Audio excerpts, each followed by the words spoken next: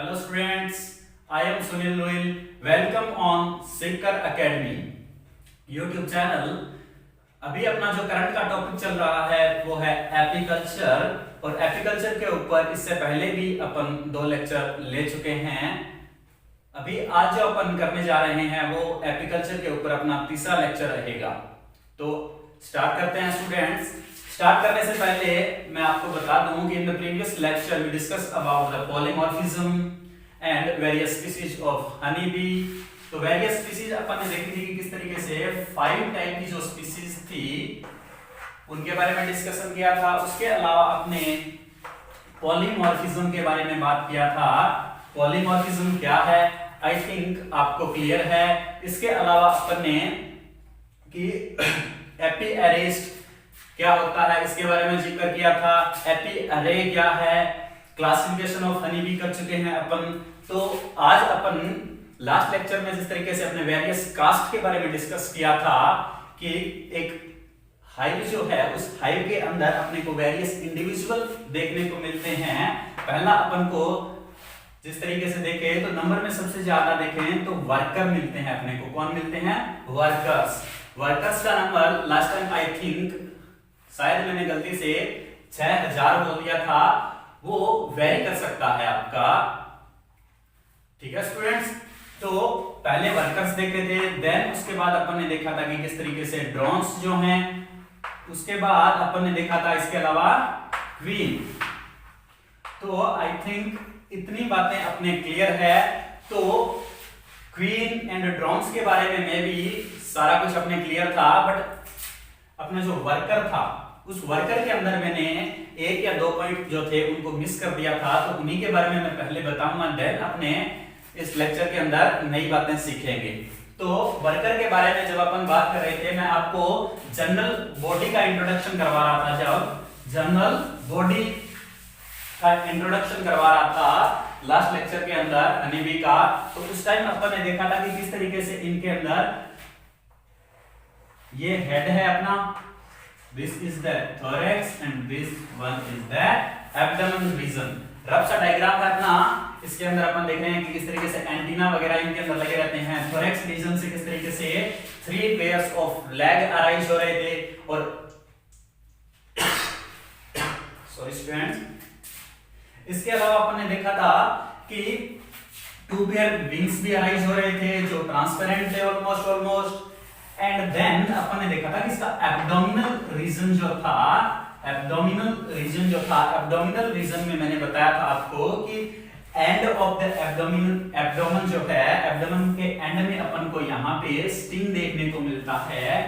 Sting देखने को मिलता है जो हल्का सा बार्ब्स लिए हुआ होता है, मतलब अंकड़न लिए हुए होता है। एंड इसके अलावा मैंने आपको बताया था कि किस तरीके से इसके अंदर एब्डोमेन, अब लाइक ये अपनी अगर वर्कर है, इसका ये वाला अगर रीजन अपने एब्डोमेन समझ लें, तो इसका ये वाला रीजन क्या हो जाएगा? Lower surface, and this one is the upper surface. समझ पा रहे हैं? तो लोअर रीजन जो है इसका, लोअर रीजन जो एब्डोमिनल का है, एब्डोमेन के लोअर रीजन में अपन को क्या देखने को मिलती है? वैक्स ग्लैंड, जो कि ओनली ऑन किस में मिल रही थी अपन को? Only on found in the workers. तो वर्कर्स में इनका फंक्शन क्या था?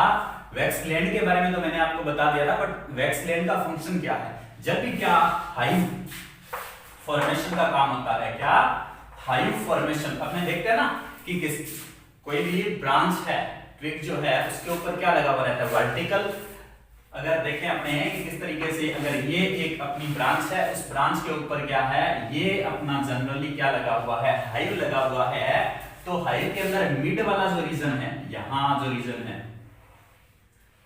सिर्फ इसी रीजन, इस रीजन के बारे में बात करेंगे। मैं बता दूंगा आपको इस रीजन को अपन क्या बोलते हैं, इस रीजन को क्या बोलते हैं, बट अभी के लिए इतना ही समझ लो आप कि हाइव जो है उसको बना रहे हैं अपने। तो वैक्स की नीड है, जैसे घर को बनाने के लिए अपन को ब्रिक्स, सीमेंट वगैरह सब्सटेंस की जरूरत है, उसी तरीके से वैक्स की भी अपन को क्या रहेगी? रिक्वायरमेंट रहेगी, बिकॉज यहाँ वेरियस सेल्स बनाने हैं।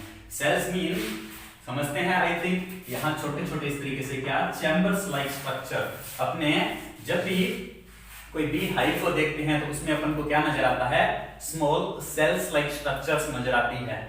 समझ रहे हैं? तो ये जो वैक्स ग्लैंड जो है ये वैक्स प्रोड्यूस करती है, और जब भी क्या हो जाए यहाँ पे अगर कोई भी डैमेज हो जाए या न्यू सेल्स बनानी है तो उसके लिए क्या करना पड़ेगा, ये वैक्स ग्लैंड से वैक्स प्रोड्यूस हो रहा है वो ही यहाँ पे फंक्शन प्ले करेगा। समझ पा रहे हैं कि किस तरीके से वैक्स ग्लैंड जो है वो फंक्शनिंग करती है। समझ गए स्टूडेंट। इसके अलावा एक और बात मैंने आपको बताई थी कि इनके थोरैक्स रीजन को अपन कितने पार्ट्स के अंदर डिवाइड कर सकते हैं, ए, बी एंड सी। 3 पार्ट्स के अंदर अपन ने इसको डिवाइड किया था, प्रोथोरैक्स, मेसोथोरैक्स एंड मेटाथोरैक्स।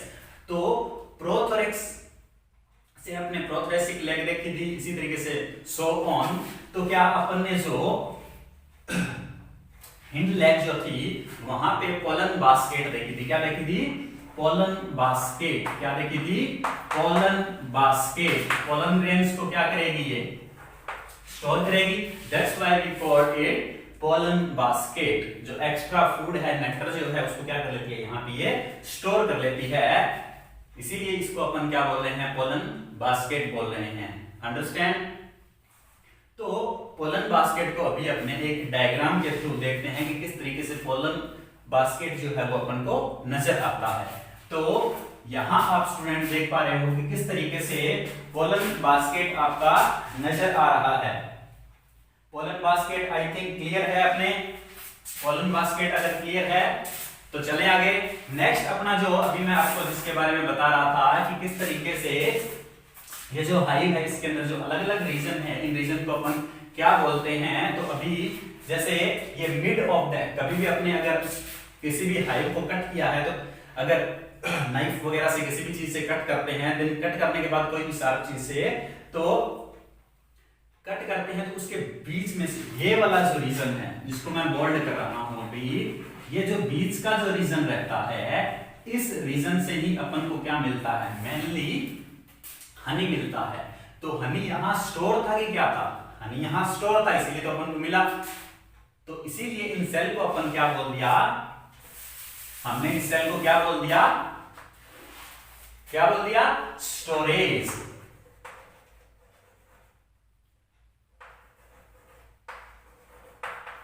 क्या बोल दिया, स्टोरेज सेल्स। क्या बोल दिया, स्टोरेज सेल्स। समझ पा रहे हैं स्टूडेंट्स। अब इसके नीचे किस तरीके से यहां वेरियस सेल्स बनी हुई है, अलग अलग क्या बनी हुई है, वेरियस सेल्स बनी हुई है, जिनका जो डायमीटर है वो वेरी कर सकता है, उनका साइज जो है वो वेरी कर सकता है। बिकॉज अपन ने जब जनरल स्ट्रक्चर देख रहे थे क्वीन की, वर्कर की एंड ड्रोन्स की, तो उस टाइम देखा था कि ग्रुप के अंदर सबसे, कॉलोनी के अंदर सबसे जो लार्जर इन साइज है वो कौन है, फीमेल है, देन मेल है drones and then workers. Worker सबसे स्मॉलेस्ट है कॉलोनी का। तो इसके अंदर क्या होंगे, 3 अलग अलग तरीके के अपन को क्या मिलेंगे, सेल्स देखने को मिलेंगे। क्या मिलेंगे, 3 डिफरेंट टाइप के क्या देखने को मिलेंगे, सेल्स देखने को मिलेंगे। तो लाइक अगर मैं इस वाले को मैं ए बोल रहा हूं और ए बोल दिया मैंने कि ये वर्कर्स के लिए सेल्स हैं, किसके लिए है, सॉरी स्टूडेंट, ये किसके लिए है, वर्कर के लिए। इसी तरीके से अगर मैं इससे ऊपर, जस्ट ऊपर इस तरीके से थोड़ा लार्ज इन साइज बनाऊं सेल्स, तो ये वाला अगर मैं बोल दूं साइज में बड़ा है तो इसको मैंने बोल दिया ये ड्रोन्स के लिए है, किसके लिए है, ड्रोन्स के लिए। एंड क्वीन के लिए जो भी बनेगा, क्वीन के लिए जो सेल्स बने हुए थे उसमें मे बी क्वीन एग ले कर सकती है, बट ज्यादातर यही देखा जाता है कि क्वीन उसमें एग लेइंग नहीं करती है। समझ पा रहे हैं स्टूडेंट्स, साइज में ये बड़ा होता है। तो इन सेल्स को, ये इस तरीके से जो सेल्स बने हुए हैं ये मोस्टली वैक्स के बने हुए हैं, किसके बने हुए हैं, वैक्स के बने हुए हैं, किसके, वैक्स के। और मोस्ट ऑफ रीजन जो है हाइव का, मोस्ट ऑफ रीजन जो है ना हाइव का, मोस्ट ऑफ रीजन जो है हाइव का वो इन्हीं के थ्रू बना हुआ है, इसीलिए इसको अपन क्या बोल देते हैं, ब्रूड सेल्स बोल देते हैं। क्या बोल देते हैं इनको अपन, ब्रूड सेल्स बोल देते हैं। क्या बोल देते हैं इनको अपन, ब्रूड रीजन या brood cells, BROO, brood cells या ब्रूड रीजन। तो समझ पा रहे हैं कि किस तरीके से अपने जनरली जो हाइव देखते हैं अपने आसपास, तो उसको देख के अब अपन बता सकते हैं कि this region is the storage region and this one is the brood region. समझ पा रहे हैं स्टूडेंट्स? चलिए नेक्स्ट, इतना क्लियर है? चलिए नेक्स्ट। ओके स्टूडेंट्स, अब अपन देख रहे हैं कि किस तरीके से हनीबी जो है वो फ्लाइट लेती है वेरियस टाइप की। क्या लेती है? वेरियस टाइप की फ्लाइट लेती है। अपन ने, अगर आपने कभी भी देखा हो कि एक बड़ा हाइव जो है उससे क्या होता है, लाइक ये जो एक हाइव लगा हुआ है जिसका साइज काफी ज्यादा बड़ा है, कॉलोनी का साइज क्या हो गया है? लार्ज हो गया है। नाउ जो इसकी क्वीन है वो क्या करेगी? यहां से स्वार्म कर जाएगी। क्या कर जाएगी? स्वार्म कर जाएगी, यहां से चली जाएगी। बिकॉज क्राउड को क्या करना है इसने? ओवरकम करना है। क्राउड को क्या करना है इसने? ओवरकम, मतलब जो कॉलोनी थी वो नंबर में ज्यादा हो गई है, अपॉर्चुनिटीज इनके लिए क्या रहेगी? नंबर इंक्रीज करने की कम हो रही है। और जो क्वीन है तो सिंगल ही होगी ग्रुप में, तो कॉलोनी में सिंगल है, अब वो एग लेइंग का फंक्शन भी कम कर पा रही है इन कंपैरिजन टू कॉलोनी। तो अब ये क्या करती है कि यहां से कुछ वर्कर, वो भी कौन से? Old worker. कौन से वर्कर होंगे? Old workers. एंड इसके अलावा कुछ ड्रोन्स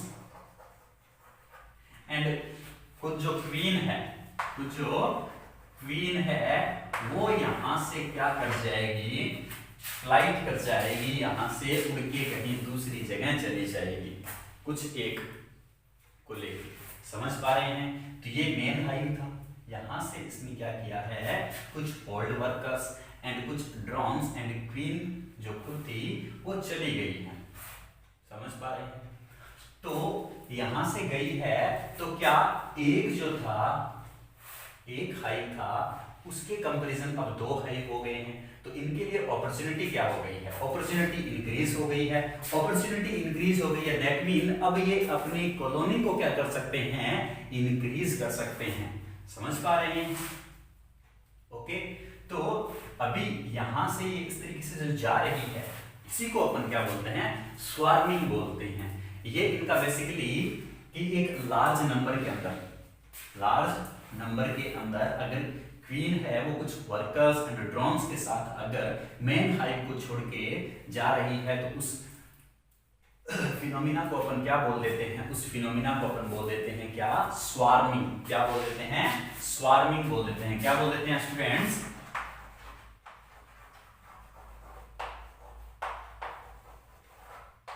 क्या बोल देते हैं? स्वार्मिंग बोल देते हैं। क्या बोल देते हैं उसको?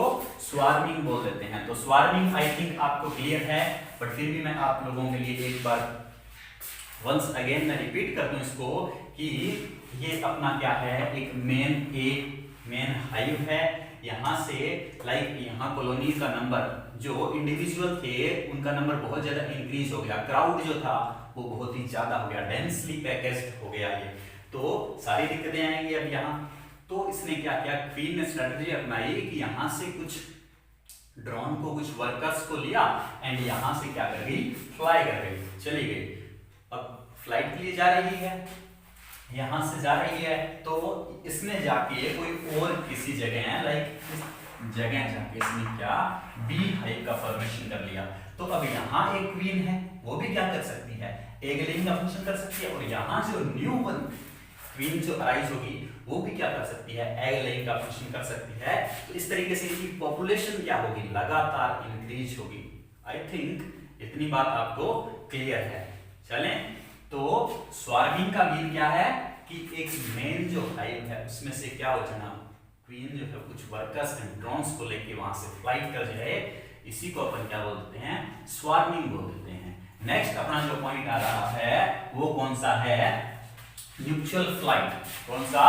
Neutral flight. अभी मैं क्यों बता रहा हूं आपको ये न्यूट्रल फ्लाइट? बिकॉज कुछ स्टूडेंट क्या कर जाते हैं? कंफ्यूज कर जाते हैं। क्या कर जाते हैं? कंफ्यूज कर जाते हैं।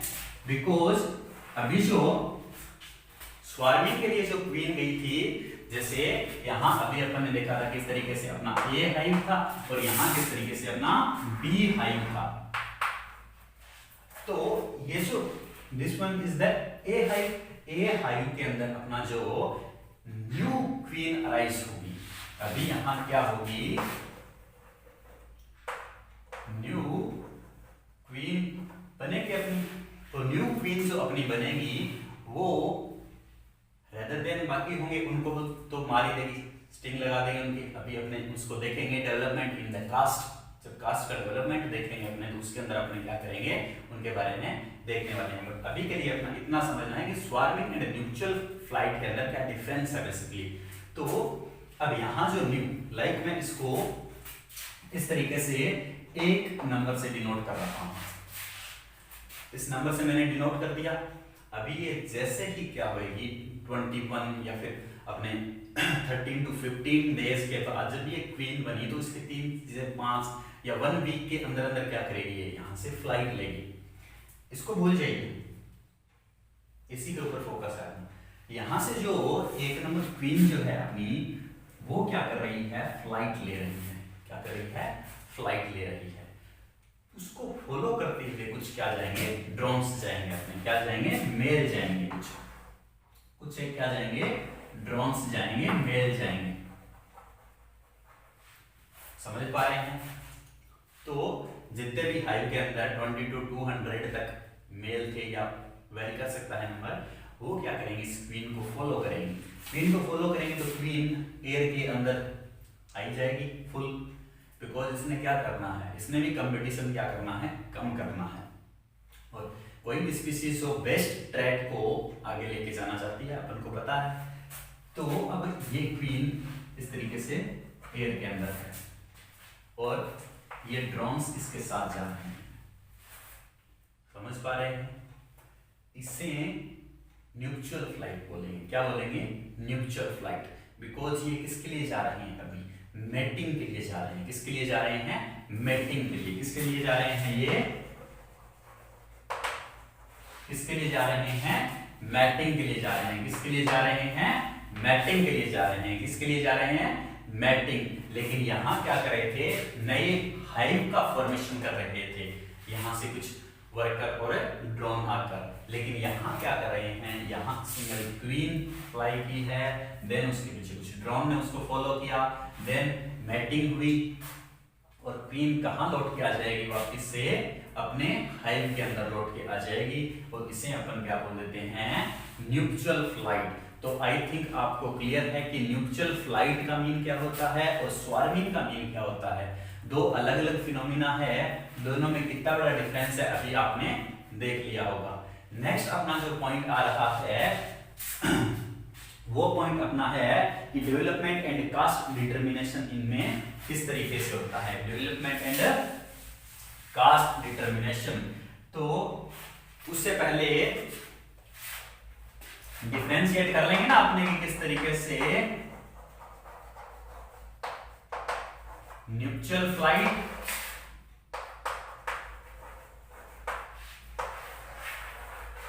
एंड स्वार्मिंग में क्या डिफरेंस होता है। कभी भी कोई पूछ ले आपसे कि स्वार्मिंग एंड न्यूट्रल फ्लाइट में क्या डिफरेंस है तो बता देंगे बेसिकली आप। ओके, तो नेक्स्ट अपना जो पॉइंट बता रहा था मैं आपको, वो पॉइंट अपना कौन सा है, डेवलपमेंट एंड कास्ट डिटर्मिनेशन। तो अभी मैं जैसा आपको बोल रहा था कि किस तरीके से ये मैपिंग के लिए जा रही है, इसीलिए मैंने आपको अभी न्यूट्रल फ्लाइट के बारे में बताया। न्यूट्रल फ्लाइट जो है उसको समझने के बाद ही अपन क्या डेवलपमेंट एंड कास्ट डिटर्मिनेशन जो है उसको समझ पाएंगे। तो डेवलपमेंट का मीन समझ रहे हैं अपने, विकास इनके अंदर किस तरीके से होता है। ओके स्टूडेंट्स, तो अभी जो अपना पॉइंट है वो कौन सा है,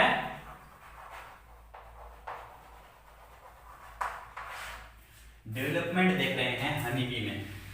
तो अपन को पता है कि डेवलपमेंट डायरेक्ट भी हो सकता है, इनडायरेक्ट भी हो सकता है। 11th क्लास में अपन ने देखा था कि डेवलपमेंट है वो कैसा हो सकता है, डायरेक्ट भी हो सकता है और कैसा हो सकता है, इनडायरेक्ट भी हो सकता है। अगर आपको क्लियर है तब तो ठीक है, बट फिर भी मैं चलो एक बार के लिए रिकॉल करवा दूं आपको। डायरेक्ट डेवलपमेंट का मीन क्या है? जैसे ह्यूमन बींग्स हैं, डायरेक्ट क्या होता है, एग जो है वो क्या कर लेता है, अपने सीधा ह्यूमन बना रहे हैं अपने एग एंड स्पर्म फर्टिलाइजेशन हुआ, फर्टिलाइजेशन के बाद जो ह्यूमन बॉडी है उसी के जैसे अपन दिखाई देते हैं। टोटली जो डेवलपमेंट है वो क्या हुआ है, ह्यूमन बॉडी के जैसा ही हुआ है बिल्कुल। तो कोई लार्वा स्टेज नहीं देखने को मिली। क्या नहीं देखने को मिली अपन को? कोई भी लार्वा स्टेज जो है वो देखने को नहीं मिली है। इसीलिए अपन ने सीधा सा बात है, जो एग है वो भी सीधा किस में कन्वर्ट हो रहा है, धीरे धीरे एडल्ट के अंदर कन्वर्ट हो रहा है। नो डाउट पहले चाइल्डहुड वगैरह सारी चीजें आएंगी, बट लार्वा स्टेज नहीं आई है उसमें। वहीं अगर आपने देखें इनडायरेक्ट डेवलपमेंट, तो इनडायरेक्ट डेवलपमेंट में क्या है, अपना लार्वा स्टेज अपन को देखने को मिलेगी। क्या देखने को मिलेगी? लार्वा स्टेज जो है वो अपन को देखने को मिलती है। तो अब अपन देख रहे हैं कि हनी बी में डायरेक्ट डेवलपमेंट है कि इनडायरेक्ट डेवलपमेंट है। तो 10th क्लास में आपका जिक्र आता है किसके ऊपर? हनी बी के ऊपर, एपीकल्चर के ऊपर जिक्र आता है। अगर वो है या तभी तो ठीक है, अदरवाइज अपने एक बार फिर रिकॉल कर लेते हैं कि किस तरीके से इनके अंदर लाइफ स्टेजेस जो हैं वेरियस, उनको मैं अभी के लिए लिख देता हूं। जैसे फर्स्टली कोई भी चीज अराइज होनी है तो एग से ही होएगी। एग से क्या बनता है अपना? लार्वा। क्या? Larva and then pupa and then adult. Then क्या बन जाएगा अपना? एडल्ट बन जाएगा। अब जो एग है वो जब लार्वा में कन्वर्ट होता है, लार्वा में कन्वर्ट हो रहा है, तभी इसको अपन क्या बोल रहे हैं? इनडायरेक्ट डेवलपमेंट बोल रहे हैं। क्या बोल रहे हैं? Indirect development. अगर एग सीधा का सीधा एडल्ट के अंदर कन्वर्ट हो जाता तो इसको अपन क्या बोल देते? डायरेक्ट डेवलपमेंट बोल देते। सिचुएशन समझ आ गई है दोनों? अब देखो नेक्स्ट कि एग जो है वो 3 to 4 डेज एग रहेगा अपना। क्या रहेगा? 3 to 4 डे एग रहेगा। देन वो किसमें कन्वर्ट हो जाएगा? लार्वा के अंदर कन्वर्ट हो जाएगा and then pupa and then अपन ने देखेंगे किसके अंदर कन्वर्ट हो जाता है? एडल्ट के अंदर। एडल्ट के अंदर अलग अलग कंडीशंस रहती है, लेकिन इससे पहले न्यूट्रल फ्लाइट के अंदर जो क्वीन गई थी उसको समझना जरूरी है। वो पॉइंट वहां जो था न्यूट्रल फ्लाइट, क्वीन वापस लौट के आ रही है हाइव के अंदर, return back to the hive, उसको अपने समझना जरूरी है। तो वही इधर मैं आपको क्या दिखा रहा हूँ, वही दिखा रहा हूँ कि किस तरीके से ये अपना जो हाइव है, क्या है? हाइव। समझ पा रहे हैं? इस हाइव के अंदर जो क्वीन है वो लौट के आई। क्या? क्वीन जो है वो लौट के आ रही है। क्वीन लौट के आ गई। क्वीन, मैंने इससे पहले एक लेक्चर के अंदर आपको स्पर्मेथिका के बारे में बताया था। किसके बारे में बताया था? स्पर्मेथिका के बारे में बताया था।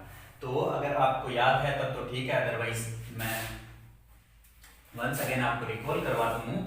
Spermatheca is just like a pouch-like structure, just like a pouch-like structure। तो उसके अंदर जितने भी अपने इनवर्टिब्रेट्स हैं उनके अंदर क्या होता है? एक पाउच-लाइक स्ट्रक्चर होती है। क्या होती है?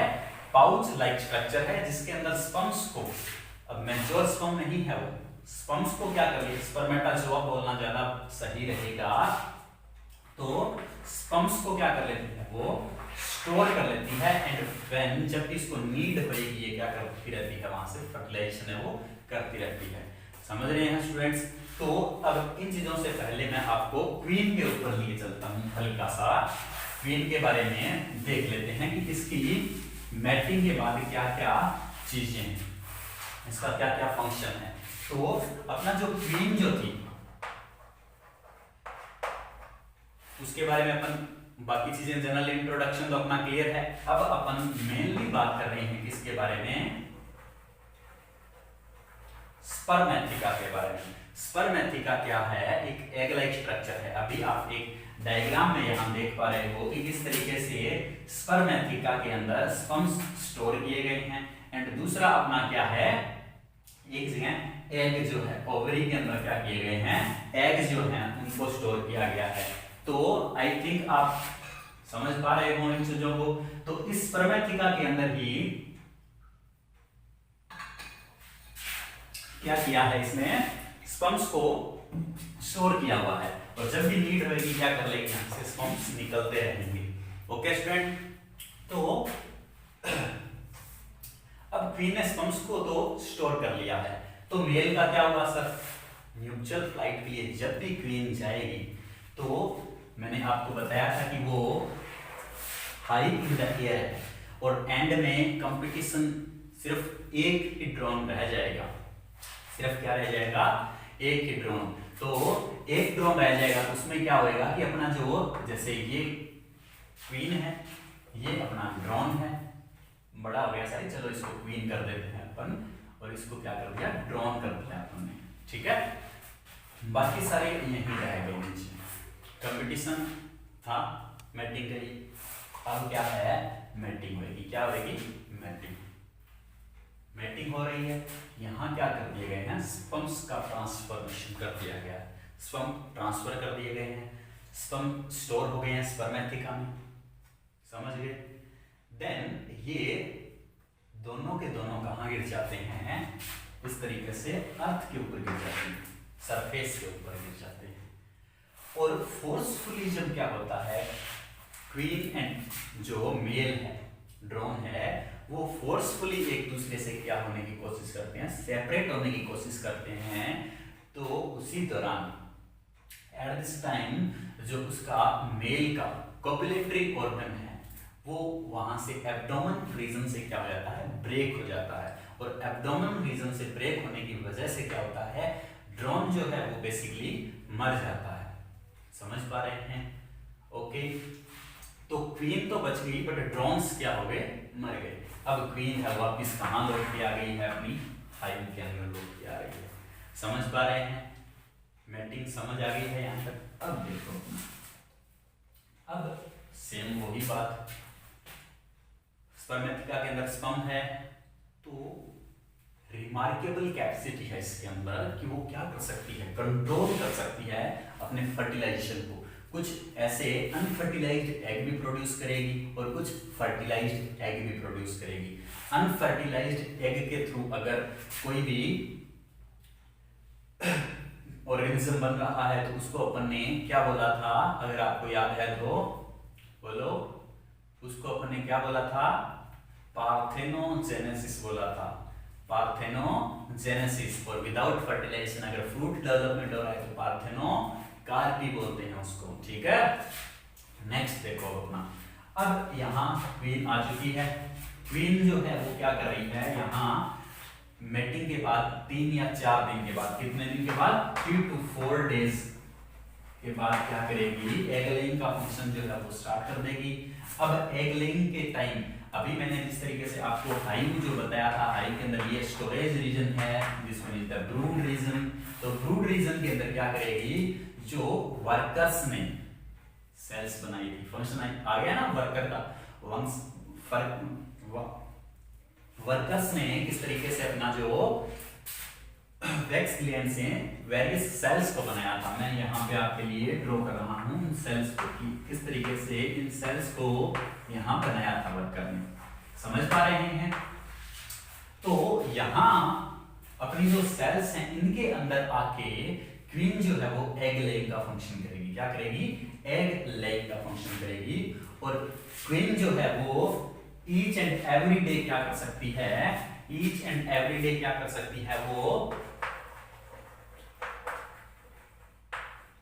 इतने एग्स प्रोड्यूस कर सकती है ईच डे।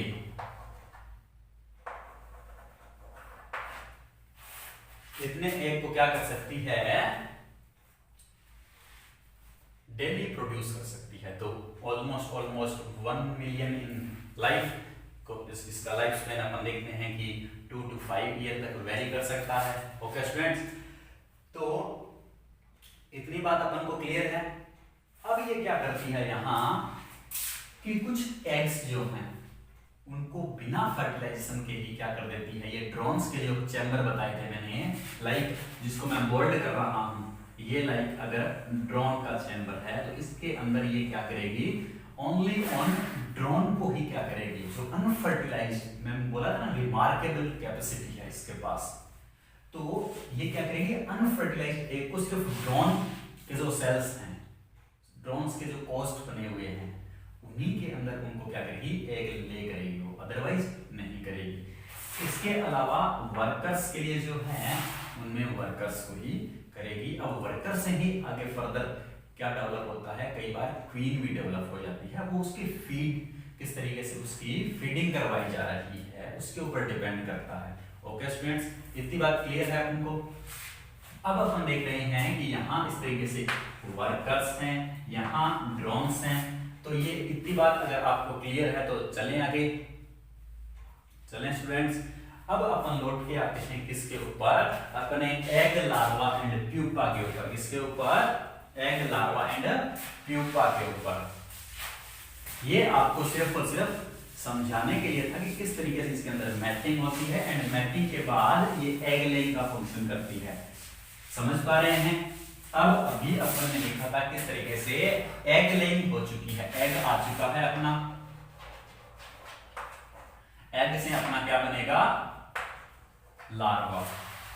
एग जो है वो 3 to 4 डेज, 3 to 4 डे रहने के बाद 3 to 4 डे वो किसमें रहेगा, सेल जो थी उसी के अंदर रहेगा। सेल बोले तो इस तरीके से जैसे ये एग है उसी के अंदर रहेगा। अब क्या हो रहा है, 3 डेज के बाद क्या होगा, ये लार्वा के अंदर इमर्ज हो जाएगा। एग से इमर्ज होके क्या बाहर आएगा, लार्वा बाहर आएगा। क्या बाहर आएगा, अपना लार्वा। एंड लार्वा जो है वो कंटिन्यूअसली फीडिंग करता है। क्या करता है, कंटिन्यूअसली फीडिंग करता है। और इसकी जो फीडिंग है उसी के ऊपर, इसको जो फूड खिलाया जा रहा है उसी के बेस पे ये डिसाइड हो जाएगा कि इसने क्वीन बनना है कि इसने वर्कर बनना है। समझ पा रहे हैं, because both are the female, दोनों की दोनों क्या है, फीमेल है, बट वर्कर क्या है, स्टेराइल है, एंड क्वीन क्या है, फर्टाइल है। ओके, तो यहां अपने 5 to 9 डेज डाटा वेरी कर सकता है थोड़ा अपना अलग अलग लिटरेचर बुक के अंदर। 4 to 9 डेज तक इसको क्या किया जाता है, रॉयल जेली खिलाया जाता है। क्या, रॉयल जेली। नाम से ही अपन को लग रहा है शाही खाना, रॉयल, समझ रहे हैं। तो रॉयल जेली जो है बेसिकली इसके अंदर के इंग्रेडिएंट्स जो होते हैं इसके, उसके अंदर क्या होता है, अपने कुछ प्रोटीन्स होते हैं, इसके अलावा अपना इसके अंदर वाटर होता है, इसके अलावा इसके अंदर फैटी एसिड होता है। क्या होता है, फैटी एसिड होता है। और इसके अंदर पोलन ग्रेन्स भी है। क्या है, पोलन ग्रेन्स भी है, प्लस इसके अंदर क्या है, हनी भी है कुछ एक क्वांटिटी के अंदर। तो ये चीजें मिलके क्या बनाती है, रॉयल जेली। और अपन ने लास्ट क्लास के अंदर इसके बारे में डिस्कस किया था कि किस तरीके से रॉयल जेली जो है वो वर्कर्स बनाती है। कौन बनाती है, अपनी वर्कर्स जो है उनके थोरेक्स रीजन में। मैंने आपको बताया था कि एक ग्लैंड है जो सलाइवा के लाइक सब्सटेंस सीक्रेट करती है और वही रॉयल जेली फॉर्मेशन का फंक्शन करती है। तो वर्कर जो है वही फीडिंग का फंक्शन करवाती है। समझ पा रहे हैं, रॉयल जेली वाली बात समझ आ गई है, कनेक्ट हो रही है चीजें। देन अपने देख रहे हैं कि किस तरीके से रॉयल जेली जो है पहले ऑलमोस्ट सारी लार्वा को क्या खिलाई जाएगी, रॉयल जेली खिलाई जाएगी, लार्वा स्टेज में है। तो अब उसके अंदर क्या है कि जो क्वीन है उसके अंदर डेवलपमेंट क्या होता है, फास्ट होता है इन कंपैरिजन टू अदर। तो इन कंपैरिजन कर रहे हैं तो अपने फास्टर है डेवलपमेंट। तो डेवलपमेंट फास्टर होने की वजह से अभी ये किसमें कन्वर्ट हो जाती है, जल्दी। ये कॉमनली अपने बोल रहे हैं 4 to 9 डे, लेकिन कुछ एक क्या हो जाते हैं जल्दी किसके अंदर कन्वर्ट हो जाती है, प्यूपा में, इसमें प्यूपा में। एंड लार्वा लगातार फीडिंग कर रहा है तो अपने चारों तरफ अपन को पता है एक कोकून लाइक स्ट्रक्चर फॉर्मेशन कर लेता है। क्या? कोकून लाइक स्ट्रक्चर फॉर्मेशन कर लेता है। रॉयल जेली वाली कहानी समझ आई यहां तक। नेक्स्ट अपना प्यूपा। प्यूपा जो है वो अपना क्या हो सकता है, 10 to 12 डेज तक हो सकता है। 10 to 12 डेज तक हो सकता है, 10 to 12 डेज तक। देन प्यूपा जो है उसके अंदर होएगी मोल्टिंग। क्या होएगी? मोल्टिंग। एक वर्ड आ रहा है यहां, मोल्टिंग। कंटिन्यूअसली इसके अंदर मोल्टिंग होएगी। 5 to 6 टाइम ये क्या करेगा? मोल्टिंग करेगा। मोल्टिंग करने का मीन, अगर आपने कभी भी अगर तितली देखी हो अपने घरों के आसपास, या सांप, स्नेक जो है, स्नेक अगर आपने देखा है तो उसके अंदर से अपन को उसके ऊपर से उसकी स्किन जो है वो उतरती हुई नजर आती है, जिसको अपने कई बार वर्निकुलर में क्या बोल देते हैं? कांसली जिसको बोलते हैं अपने, वो ही। यहाँ डायग्राम में आप देख सकते हो कि किस तरीके से सैलामेंडर एंड स्नेक के अंदर मैंने आपको जो उसकी कवरिंग है उसको हटते हुए दिखाया है। इसी तरीके से मैं आपको यहाँ बटरफ्लाई जो है उसके अंदर भी मेटामॉर्फोसिस की जो प्रोसेस है उसमें भी दिखा रहा हूँ कि इस तरीके से मेटामॉर्फोसिस हो रहा है। तो मेटामॉर्फोसिस का मीन क्या है कि जो लार्वा जो है वो किसमें कन्वर्ट होने की कोशिश कर रहा है? प्यूपा के थ्रू एडल्ट में कन्वर्ट होने की कोशिश कर रहा है। लार्वा से प्यूपा बन गया, बट प्यूपा अभी मोल्टिंग कर रहा है। मोल्टिंग करके वो क्या बनेगा? एडल्ट बनेगा। क्या बनेगा? एडल्ट बनेगा। क्या बनेगा? क्या बनेगा? एडल्ट बनेगा अपना। तो मेटामॉर्फोसिस का मीन क्या होता है कि बॉडी के अंदर कुछ स्ट्रक्चरली चेंज होने और उससे उसका साइज भी ग्रो होता है। उसका जो एक्सोस्केलेटन है वो भी ग्रो करता है। एक्सोस्केलेटन भी क्या करता है? उसका ग्रो करता है। तो डेवलपमेंट किस तरीके से अभी जैसे प्रोसीड हो रहा है, अपने प्यूपा जो है वो 10 to 12 डेज लगातार कंटिन्यूअसली 5 to 6 टाइम क्या करेगा? मोल्टिंग, एंड देन किसमें कन्वर्ट हो जाएगा? एडल्ट के अंदर। नॉर्मली जो ड्रोन्स हैं उनको ऑलमोस्ट 21 डेज लगते हैं, एंड अपने जो वर्कर्स जो हैं उनको 18 डे ऑलमोस्ट, एंड अपना जो क्वीन है वो 13 to 15 डेज के अंदर ही क्या बन जाता है? अपना क्वीन बन जाता है। तो जैसे ही अपना क्या होता है, यहां से स्वार्मिंग होती है। क्या होती है? स्वार्मिंग होती है। अभी बता रहा हूं, वहां नहीं बताया था इस पॉइंट को। क्यों? बिकॉज आपको समझ नहीं आती ये वाली बात वहां। जैसे ही यहां से क्या की? स्वार्मिंग हुई। स्वार्मिंग के जस्ट बाद क्या होता है? यहां पीछे जो वर्कर है वो क्या करेंगे? वर्कर जो हैं वो कंटिन्यूअसली रॉयल जेली फीड करवा के क्या बनाएंगे? वहां एक क्वीन को। और जिसका भी डेवलपमेंट फास्ट होगा, जो पहले क्वीन बन जाएगी, वो बाकियों को क्या कर देगी? मार देगी। समझ पा रहे हैं? तो सिंगली क्वीन डेवलप हुई पूरे हाइव के अंदर। अब यहाँ जो क्वीन जो थी ये बाकी मार देगी, एंड देन कौन सी फ्लाइट के लिए चलेगी? गई थी म्यूचुअल फ्लाइट के लिए। समझ पा रहे हैं? पक्का?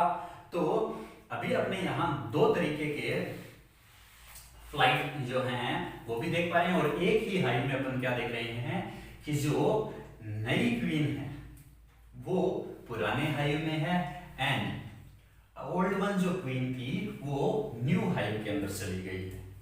समझ गए स्टूडेंट्स? तो कि किस तरीके से इनके अंदर डेवलपमेंट होता है, एग से लार्वा से प्यूपा से एडल्ट, और किस तरीके से ये डायरेक्ट डेवलपमेंट है कि इनडायरेक्ट डेवलपमेंट है? इनडायरेक्ट। कंप्लीट है कि इनकम्प्लीट? एक और जिक्र आया था यहाँ पे, कंप्लीट डेवलपमेंट है कि इनकम्प्लीट डेवलपमेंट है?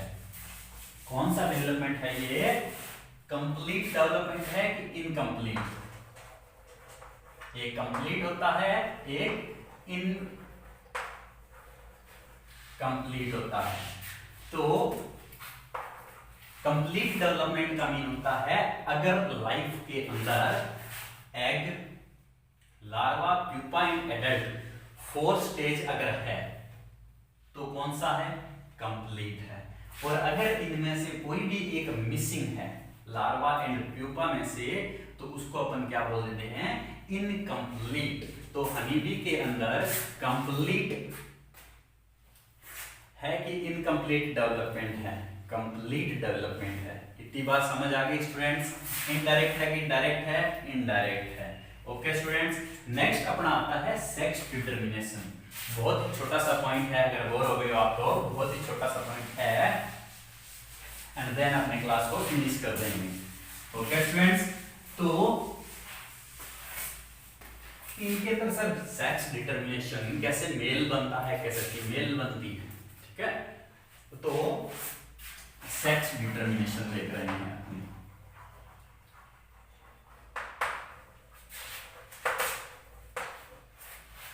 तो पहले ही दिन आई थिंक पहले लेक्चर में मैंने बताया था कि जो क्वीन है उस क्वीन के अंदर या फीमेल्स के अंदर अपने को जनरली कितने क्रोमोसोम देखने को मिलते हैं? 32 क्रोमोसोम अपन को देखने को मिलते हैं। जबकि ड्रोन्स के अंदर अपन को कितने मिलते हैं? ड्रोन्स के अंदर अपन को मिलते हैं 16। समझ पा रहे हैं? मियोसिस माइटोसिस किया हुआ है अपन ने 12th 11th में, देखें आगे। तो अब क्या है कि ये जो क्वीन है इससे 32 क्रोमोसोम आ रहे हैं। कितने? 32। तो 32 के 32 तो जा नहीं सकते, बिकॉज इसके अंदर कौन सा डिवीजन होना है? अभी माइटोसिस की मियोसिस? मियोसिस। कौन सा डिवीजन होना है इसके अंदर? मियोसिस डिवीजन होना है। और मियोसिस डिवीजन होगा तो अपन को पता है 16 जो क्रोमोसोम रह जाएंगे यहाँ, बिकॉज क्रोमोसोम नंबर क्या हो जाते हैं मियोसिस में? हाफ हो जाते हैं। और इधर अपना ड्रोन था, उस ड्रोन ने क्या किया है? कंट्रीब्यूट किया है 16 क्रोमोसोम का। कितने क्रोमोसोम का? 16। तो क्या 16 एंड 16 अगेन क्या हो गए? 32 क्रोमोसोम हो गए। एंड ये फीमेल या फिर अपना किसके अंदर डेवलप हो जाएगा? हो सकता है अगर फॉर्चुनेट है तो क्वीन के अंदर डेवलप हो जाएगा, अदरवाइज वर्कर। समझ पा रहे हैं? लेकिन अपना जो पीछे बच गया बेचारा कौन? ड्रोन। कौन बच गया बेचारा? ड्रोन बच गया। तो क्या ड्रोन अनफर्टिलाइज्ड एग ही रह गया है क्या? कुछ फर्टिलाइजेशन जो हुआ वो तो फीमेल बन गई, तो अनफर्टिलाइज्ड जो एग था वो बेचारा बन गया ड्रोन। और अनफर्टिलाइज्ड एग अगर किसी भी ऑर्गेनिज्म को बना रहा है तो उसको अपन क्या बोले थे? अभी पार्थेनोजेनेसिस बोले थे। समझ आ रही है स्टूडेंट्स? किस तरीके से इनके अंदर सेक्स डिटरमिनेशन होता है, किस तरीके से फीमेल कंट्रीब्यूट करती है, किस तरीके से मेल जो है वो कंट्रीब्यूट करते हैं। तो आज अपन ने जो देखा है आई थिंक वो क्लियर होगा आपको। तो चलो इसी के बेस पे मैं आपसे पिछले जो लेक्चर थे उसी के बेस पे मैं आपसे एक दो क्वेश्चन जो हैं वो पुट कर लेता हूं। चलो आप मेरे को यहाँ डायग्राम्स जो आपको दिखाया जा रहा है, इन डायग्राम्स में आप मुझे ए एंड बी जो है उन दोनों बीज के नाम बताओगे, बिकॉज मैंने आपको कंपैरिजन करके दिखाया था कि किस तरीके से एपिस मेलिफेरा, एपिस मेलिकोना, एपिस इंडिका, एपिस डोर्सेटा, उनके अंदर डिफरेंशिएट बताया था मैंने। और दूसरा क्वेश्चन ये है कि आप अपने घरों के आसपास जनरली जो एक छोटा सा हाइव देखते हो उसके अंदर आपको कौन सी बीज देखने को मिलती है? ओके स्टूडेंट्स, नेक्स्ट अपना जो नेक्स्ट स्लाइड में देख पा रहे हैं इसके अंदर अपन कंपैरिजन कर रहे हैं एक सिंगल डायग्राम के अंदर कि किस तरीके से मेल, फीमेल एंड वर्कर, मतलब क्वीन, ड्रोन एंड वर्कर जो है वो एक दूसरे से डायग्रामेटिकली अपन देखें उनको तो किस तरीके से वो डिफरेंशिएटेड होते हैं एक दूसरे से। तो आई थिंक इन डायग्राम्स के थ्रू, विजुअल्स के थ्रू आप समझ पा रहे हो कि किस तरीके से ये एक दूसरे से डिफरेंशिएटेड होते हैं। ओके स्टूडेंट्स, टेक केयर, मिलते हैं नेक्स्ट क्लास में। Thanks for listening and God bless you to all.